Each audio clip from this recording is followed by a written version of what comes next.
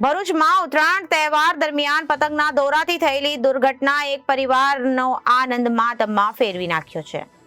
સામલોદ નજીક નબીરપુર વિસ્તારમાંથી પસાર થઈ રહેલા 32 વર્ષીય સંજય મોરજીભાઈ પાટણવાડિયાનું પતંગના દોરાથી ગળું કપાઈ જવાથી કરુણ મોત નીપજ્યું હતું.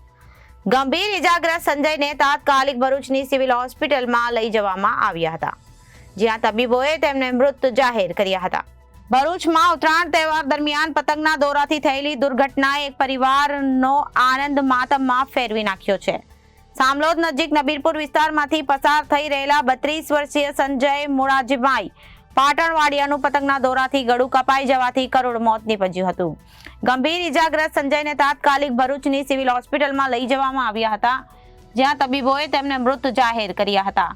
આ ઘટના અંગે નબીરપુર પોલીસે અકસ્માત મોતનો ગુનો નોંધી વધુ તપાસ હાથ ધરી છે. એક જ દિવસમાં બીજી દુર્ઘટના દહેજના અટાલી ગામ નજીક પણ બની હતી, જ્યાં રણજીતભાઈએ પતંગના દોરાથી ગળાના ભાગે ગંભીર ઇજાઓ થતી હતી. તેમણે ભરૂચ સિવિલ હોસ્પિટલમાં સારવાર માટે ખસેડવામાં આવ્યા હતા, જ્યાં તેમની ઇજાઓ પર 6% લેવામાં આવ્યા હતા.